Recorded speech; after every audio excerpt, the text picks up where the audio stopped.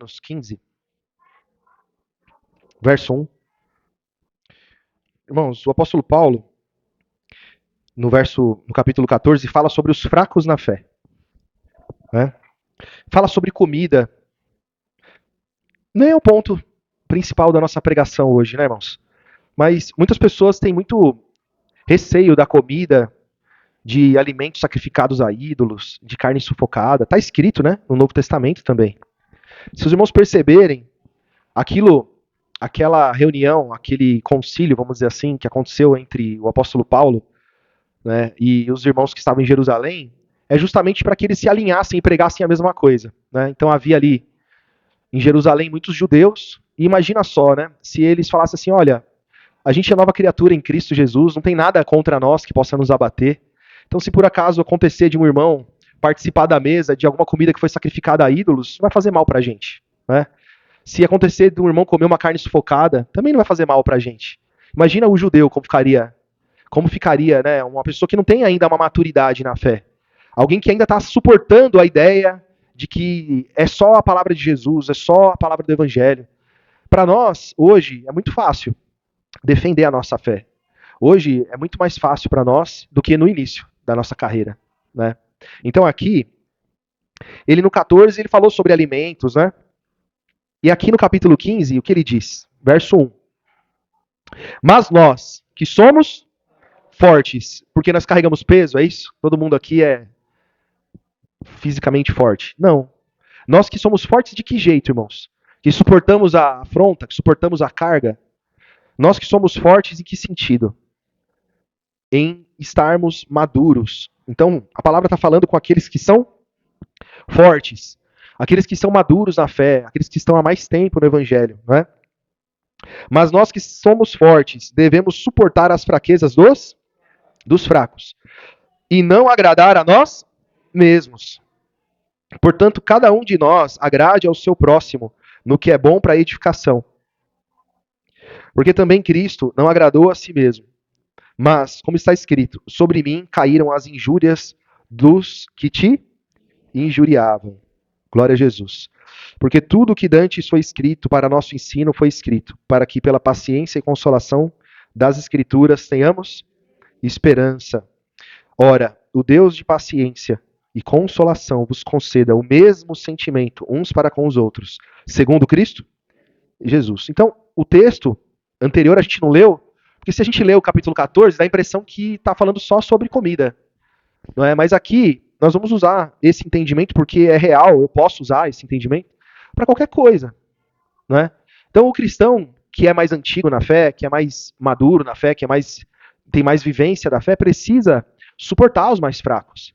Precisa ter paciência, precisa entender que assim o Senhor Jesus Cristo agiu quando estava conosco. O Senhor Jesus teve muita paciência. Né?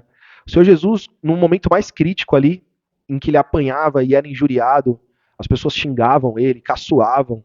A gente não aguenta muitas vezes, irmãos, uma palavra contrária. Às vezes a gente entendeu errado e a gente já quer saber o que foi, quem falou e por que falou, não é? E o Senhor Jesus Cristo ali, irmãos, perante todos, estava nu. O Senhor Jesus estava nu, arrancaram as vestes dele. E estavam ali zombando do Senhor Jesus. E ele entendeu a condição daqueles homens. Disse assim, Pai, perdoa-os, eles não sabem o que fazem. Né? Então, é uma consciência de alguém maduro, de alguém forte. E nós estamos falando do próprio Deus que se fez carne, habitou entre nós. Mas a nossa missão, o nosso objetivo é ter a mente de Cristo. É sermos como Jesus. Maduros como Jesus. Então eu vou dar um exemplo aqui para os irmãos, em Atos.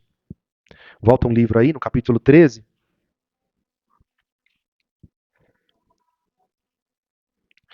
Porque, irmãos, existe uma confusão, acontece muitas vezes uma confusão muito grande.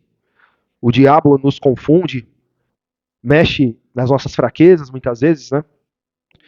E nessa tentativa da gente suportar os fracos, a gente pode vacilar, né? Faltar prudência, a gente pode vacilar e ser feito de bobo por alguns que estão sendo usados pelo diabo. Então, como mesmo a palavra disse, né, por esses dias, né, temos que ser prudentes como as serpentes e humildes como as pombas. Né? Então essa humildade é da gente estar sempre pronto, né? Para abraçar, para amar, mas ao mesmo tempo a palavra está sempre no nosso entendimento para não nos deixar ser enganados, né? Aqui no capítulo 13 de Atos, eu vou ler só um verso aqui, verso 13 também.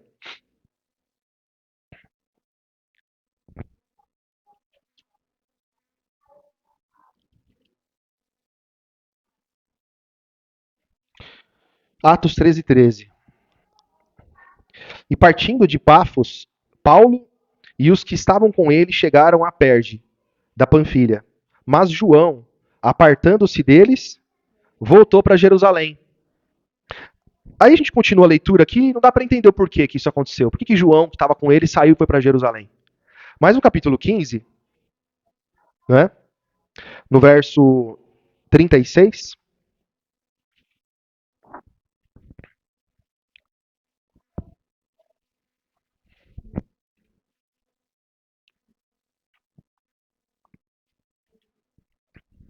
diz assim: E alguns dias depois, disse Paulo a Barnabé: Tornemos a visitar nossos irmãos por todas as cidades em que já anunciamos a palavra do Senhor, para ver como estão. E Barnabé aconselhava que tomassem consigo a João, chamado Marcos. Mas a Paulo parecia razoável que não tomassem consigo aquele que desde a Panfilha se tinha apartado deles e não os acompanhou naquela obra. E tal contenda houve entre eles que se apartaram um do outro. Barnabé, levando consigo a Marcos, navegou para Chipre.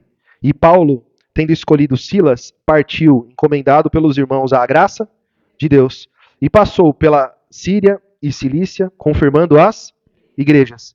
Então, o que aconteceu aqui? Aqui dá para entender que João, naquele capítulo 13, verso 13 também, que nós lemos agora, abandonou os irmãos numa obra, deixou os irmãos, não é? Então, quando o apóstolo Paulo decide voltar e passar por alguns lugares em que eles haviam anunciado o evangelho, para reforçar a fé dos irmãos, para saber como que os irmãos estavam. E por certo, ele sabia que os lugares eram perigosos, que eram lugares que eles corriam algum risco e que precisaria de irmãos firmes, irmãos fortes na fé. Ele por Barnabé ali, constrangido, vamos dizer assim, a chamar João, que tinha abandonado eles em uma outra obra. Ele fala assim: não, não convém, vamos chamar ele, porque ele já foi embora, né, no momento que a gente precisava dele, não sei, a gente não sabe o que aconteceu, né? Mas ele se mostrou fraco. Então agora nós estamos precisando ir com gente firme para essa obra, né? Não vamos chamar ele não. Então, veja, o apóstolo Paulo condenou João, o apóstolo Paulo considerou ele gentil publicano, não está dizendo isso. E nós vemos depois, né, nós vamos ler depois um outro texto, que não é verdade, não é isso. Mas para aquela obra ele não era maduro. Para aquela obra, para aquela missão, ele não estava preparado. Então não vamos levar ele. E aí Barnabé insistiu, houve uma contenda entre eles, e acabou que Barnabé levou João Marcos para uma outra missão, e Paulo se separou de Barnabé, foi com Silas, né, para outra missão aqui. E aí, irmãos, a gente conhece a história de Paulo e Silas na prisão, por exemplo, né, que mostra que houve um cuidado com João Marcos, porque muito provavelmente João Marcos, se tivesse sido colocado naquela situação, talvez trouxesse até prejuízo para a obra. Talvez trouxesse até um problema para eles. Porque enquanto eles apanhavam e eram presos em tronco e louvavam a Deus, João Marcos podia estar chorando. João Marcos podia estar murmurando. E os irmãos percebem que o apóstolo Paulo, nessa situação, parece, né, ao meu ver, que tomou a decisão certa. Né? Mas não quer dizer que João Marcos não estava com Deus, que não pertencia à igreja, que não pertencia a Deus, mas que ele não estava preparado ainda para uma obra como essa, não é? Que eles tinham ido fazer. E aí, irmãos, em 2 de Timóteo, só para os irmãos entenderem que no final da carreira, no finalzinho da carreira do apóstolo Paulo, ele lembra de João Marcos.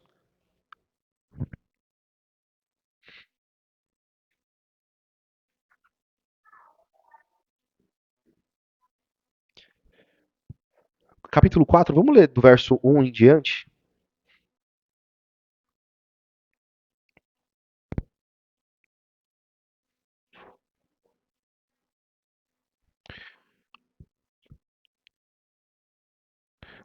Tô vendo folhas ainda virando aqui.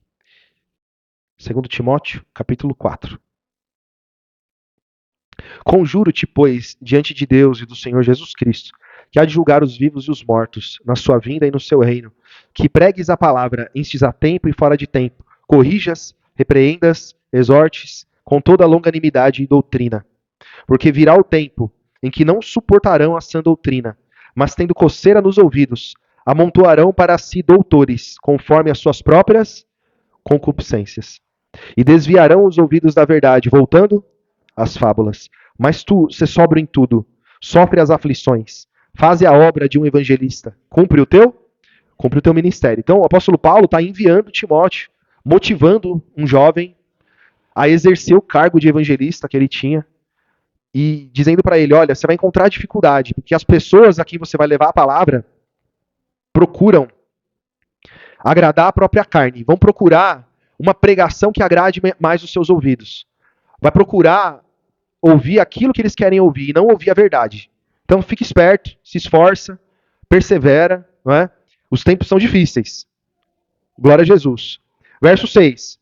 Porque eu já estou sendo oferecido por aspersão de sacrifício, e o tempo da minha partida já está próximo. Combati o bom combate, acabei a carreira, guardei a fé. Desde agora a coroa da justiça me está guardada, o qual o Senhor, justo juiz, me dará naquele dia, e não somente a mim, mas também a todos aqueles que amarem a sua vinda. Procura vir ter comigo depressa. Então, irmãos, a gente vê aqui então o resultado de uma vida de uma pessoa, né, do apóstolo Paulo, de um cristão que amadureceu na fé e ele, firme na fé, venceu muitas aflições, muitas perseguições, muitas batalhas. E a história dele, né, a gente conhece, sofreu muito pelo evangelho. Aqui no fim da carreira dele, ele já diz, eu estou preparado agora, eu estou pronto, não é, para ser morto pelo nome de Jesus. Eu fiz o que eu podia fazer e eu tenho confiança de que se eu for morto aqui na prisão, eu terei a coroa da vida. Não é? Só que aí ele vai falar aqui de mais alguns fracos, né? Não dá para a gente ter certeza se ele está dizendo que todos esses aqui foram fracos e de alguma maneira abandonaram a fé ou abandonaram a peleja. Né? Verso 9 de novo. Ó, procura vir ter comigo depressa, porque Demas me desamparou, amando o presente. Então sabemos que Demas também é um que é citado, né? Em outro texto, assina ali uma carta. Ele amou o presente século. Ele amou o mundo, irmãos. Demas abandonou o evangelho e amou o mundo, não é? E foi para Tessalônica. Crescente para a Galácia e Tito para a Dalmácia. Então a gente não sabe se Crescente e Tito foram trabalhar pelo evangelho ou se também abandonaram ele. Não dá para saber, né? Por esse texto. Então não dá para dizer isso, mas pelo menos Demas é mais um que abandonou. E nesse caso ele amou o presente século. Mas olha o que ele diz aqui, ó, verso 11. Só Lucas está comigo. Toma Marcos e traze-o contigo, porque me é muito útil para o ministério. Esse Marcos é João Marcos. João Marcos é aquele que lá na Panfilha, na missão, abandonou. Lá na missão, o que ele fez? Ele deixou os irmãos irem sós e se desviou, saiu dali, né? Não ficou com eles. Então, por um momento, o apóstolo Paulo falou, ele não me é útil, ele não está preparado. Mas não quer dizer, irmãos, que ele foi abandonado pela igreja. Né? Não tem detalhes sobre isso. Então a gente percebe o que a palavra nos mostra, né, irmãos? Que todos são cristãos, todos são filhos de Deus, todos foram comprados pelo sangue de Jesus. Mas existe uma estatura, um amadurecimento, uma preparação para cada um. Não é? A igreja precisa saber lidar com isso. A igreja precisa saber administrar isso. E cada um de nós, irmãos, precisamos também entender. Não é querer dizer assim, eu sou mestre, eu sei de tudo. Não é isso, né, irmãos? Nós sempre nos colocamos como pequenos. Não é? A palavra diz, considere o seu irmão superior a você. Não é? Isso não quer dizer que o pastor Silvio vai considerar um irmão que acabou de se batizar mais sábio e mais conhecedor da palavra do que ele. Não é nesse sentido, né, irmãos? Então, tanto o pastor Silvio como eu, como todos nós mais antigos na fé, nós temos que ter essa consciência que aqueles que chegam daqueles que ingressam na igreja, precisam de um cuidado. Não é de qualquer maneira eu vou jogar ele num processo, num ministério, num trabalho. E ao mesmo tempo eu também não posso esperar a sabedoria, eu não posso esperar é, a mesma perseverança, a mesma força, a mesma constância de um irmão mais velho. De um irmão mais velho eu já espero. Uma irmã e um irmão já mais antigo na fé, eu já espero ele firme, eu espero ele já mais casca grossa, vamos dizer assim, né? Para receber as aflições. E assim tem que ser a igreja. Todos nós temos que olhar para cada um dos irmãos e entender. Tem irmão que amadurece mais rápido. Assim como na vida acontece isso, né? Tem homem que chega nos 40 ainda é menino no mundo, né? E às vezes no evangelho isso acontece. Não é bom que seja assim, mas às vezes acontece. E a gente tem que entender e discernir, né? Então aqui o apóstolo Paulo falou: traga Marcos, porque ele é muito útil para o ministério, né? Diz a teologia que foi esse Marcos que escreveu o Evangelho de Marcos. Foi João Marcos, né? Então o segundo livro do Novo Testamento foi esse homem aqui que em um momento abandonou a obra, abandonou os irmãos, abandonou em uma missão, mas ele não abandonou a igreja. Ele por algum momento fraquejou, mas ele depois foi aperfeiçoado, se fortaleceu, trabalhou, né? Ele era muito útil para o apóstolo Paulo. Glória a Jesus. Então, irmãos, vamos para 2 Tessalonicenses, irmãos? Alguns livros aí atrás. 2 livros atrás, né?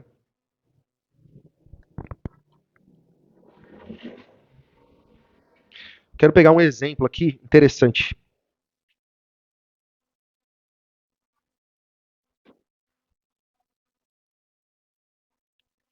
Vamos ler capítulo 3, verso 1. 2 Tessalonicenses, capítulo 3, verso 1.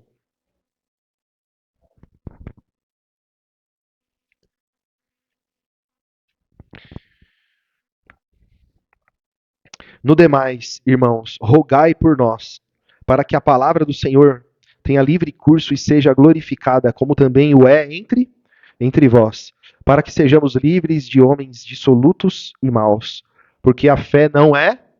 Então a fé não é de todos. Mas fiel é o Senhor, que vos confirmará e guardará do maligno. E confiamos quanto a vós no Senhor, que não só fazeis, como fareis o que vos mandamos.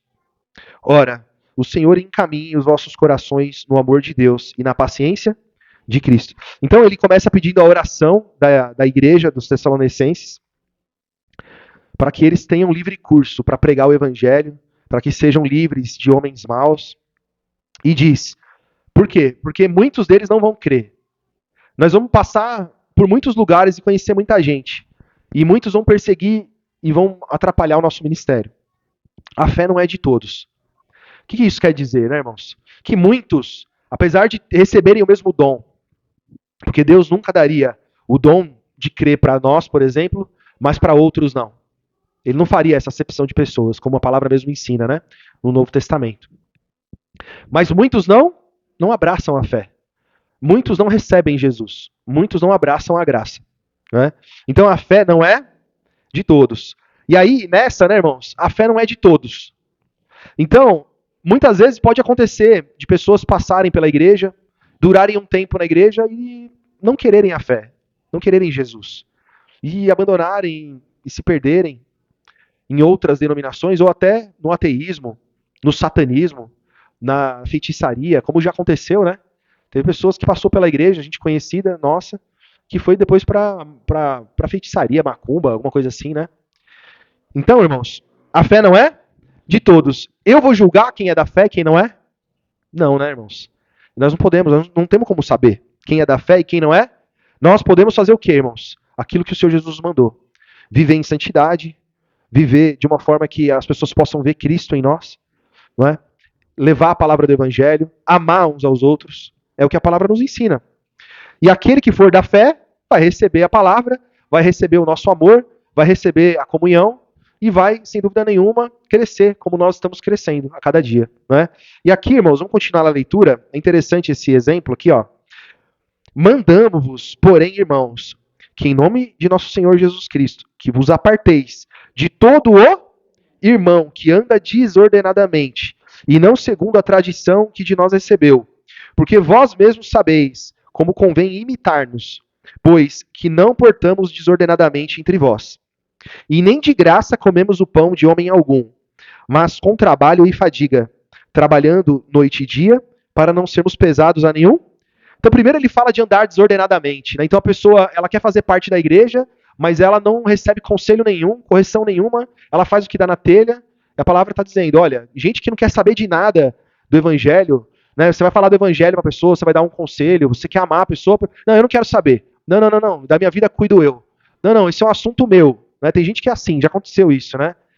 Olha, o que aconteceu? Não, não, esse assunto é um assunto particular meu. Isso não é problema seu. Às vezes até com falta de respeito, né?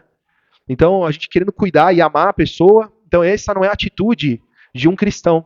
Por quê? Porque a palavra diz que nós somos uma família. A família de Deus. A palavra do Evangelho fala, nos ensina, nós temos que cuidar uns dos outros.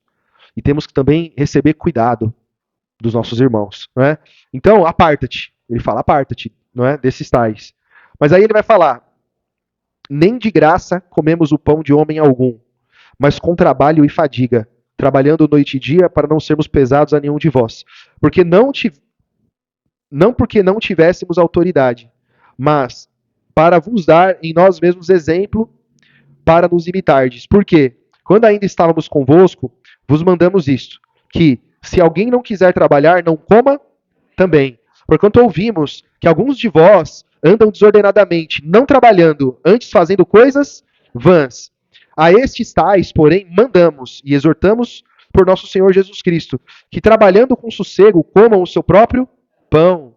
Então, olha que interessante. Ele dá um exemplo aqui de um fato conhecido. Então, nessa igreja aqui, ele ficou sabendo, e ele está dando uma orientação para algo que é de conhecimento da igreja. Dentro da igreja aí, de Tessalônica, tem alguém ou alguns que vivem da igreja, não trabalham, né? E eu já orientei vocês. Vocês precisam fazer alguma coisa, precisam trabalhar. Não pode a igreja trabalhar e outros simplesmente viverem do que a igreja produz, né?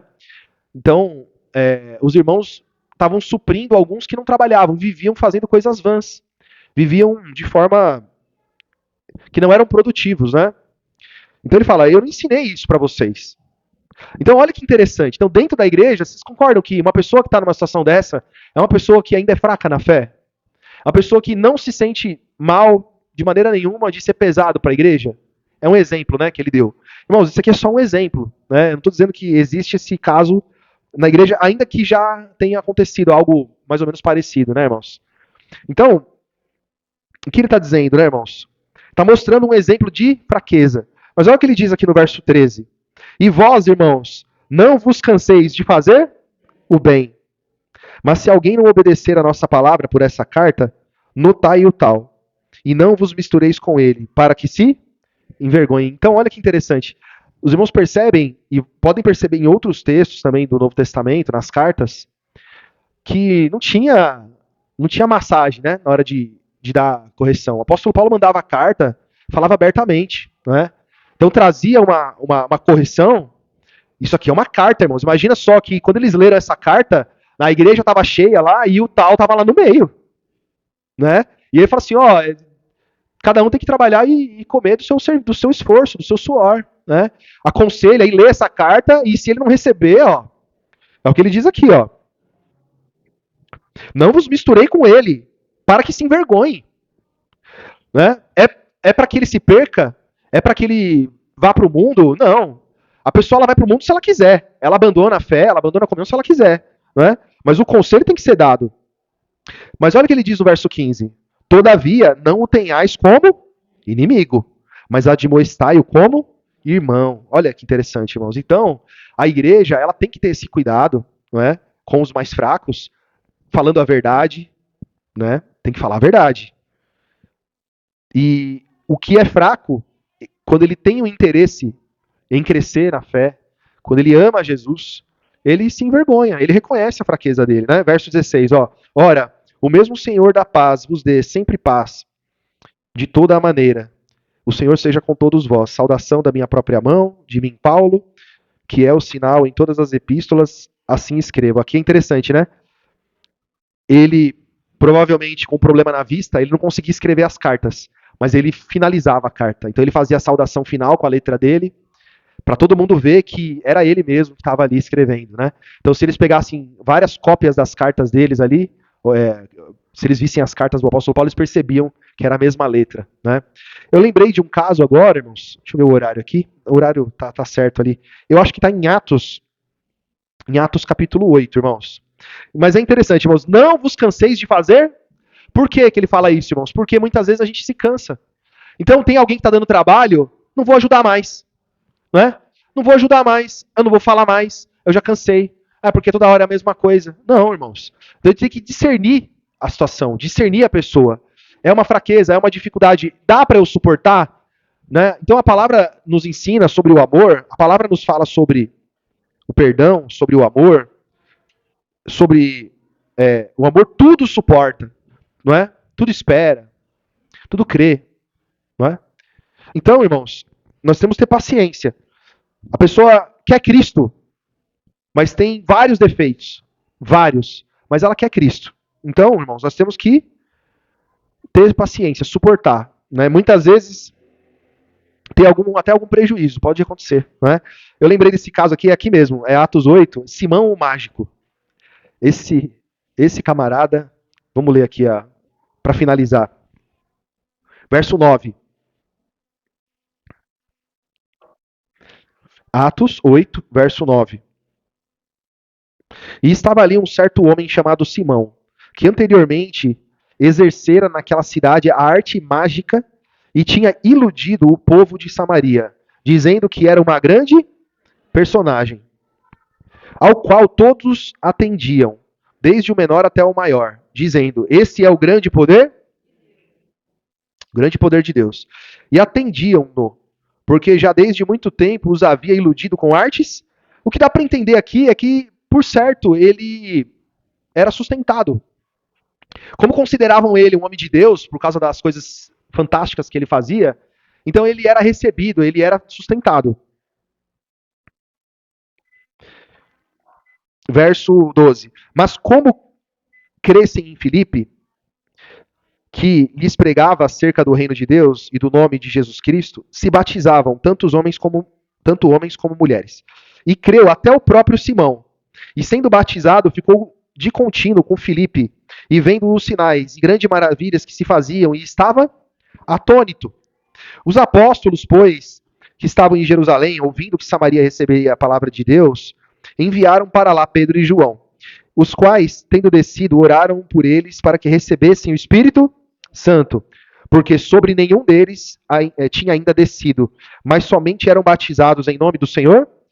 Então, naquela época ainda, né, no início da obra, no início do período em que o Espírito Santo desceu, uma evidência de que o Espírito Santo estava ali era a pessoa falar em línguas, né?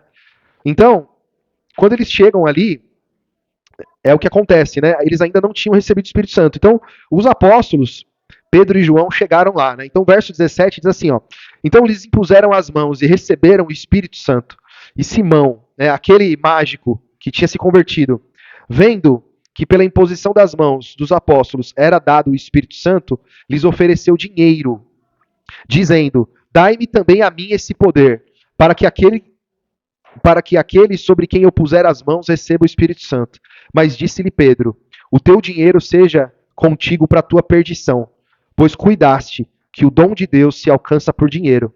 Tu não tens parte e nem sorte nessa palavra, porque o teu coração não é reto diante de Deus. Arrepende-te, pois dessa tua iniquidade, e ora a Deus, para que porventura te seja perdoado o pensamento do teu coração, pois vejo que estás em fel de amargura e em laço de iniquidade. E respondendo, porém, Simão disse: orai vós por mim ao Senhor, para que nada do que dissestes venha sobre mim. Então, isso é interessante. Então, ele se converte, ele ainda é um menino na fé. Ele vê aquela movimentação, ele vê aquela igreja fervorosa, ele vê sinais, e ele já quer continuar com aquilo que ele aprendeu e que ele fazia lá atrás. Lá na religião dele, lá na doutrina que ele vivia. Ele acha que ele vai chegar lá e meia dúzia de palavras que ele vai falar, alguma coisa que vão fazer por ele, ele vai ficar em evidência de novo. Então, o apóstolo Pedro corrige ele de uma forma não é? Tanto que ele ficou até assustado. Não, ora por mim. Então o apóstolo Pedro ensina ele, olha, isso daí não é a palavra do evangelho. O reino de Deus não é por dinheiro. Então as coisas acontecem assim. Uma pessoa pode até muitas vezes se batizar, mas vai chegar cheio de mania, vai chegar cheio de problema. E a igreja vai precisar pegar ele no colo muitas vezes, não é? E sofrer muitas aflições, mas vai ter que amá-lo. Então aqui, ele poderia ter ficado com ódio de Pedro, esbravejado e ido embora, mas ele falou: não, orem por mim, não é? Para que isso não aconteça. E a história de Simão Mago termina aqui, né? Mas é um exemplo para nós, em que nós vamos sempre enfrentar. Então, toda vez que um irmão, uma irmã se batiza, a gente tem que ter esse cuidado, temos que abraçar, temos que ter paciência, temos que ficar atentos. Às vezes a gente não quer incomodar muito, ficar muito em cima, não é? E na verdade, às vezes isso é bom, né? Na maioria das vezes funciona. Com amor, com paciência, não é? É muito bom quando a gente não conhece e tem alguém para nos ensinar, não é, irmãos? Glória a Jesus. Eu tô vendo a irmã Renata, acho que ela tá no cultinho, né? Mas todo culto que termina, a irmã Renata senta lá com a Daniela e conversa e abre a Bíblia. E às vezes a gente pensa assim, poxa, não deixa nem a irmã tomar um lanche, né? E na verdade, irmãos, é um cuidado que ela tá tendo, né? Eu acho importante isso, né? E depois que batiza, né? Todos nós temos que ter esse cuidado também. Amém, irmãos? Glória a Jesus. Vamos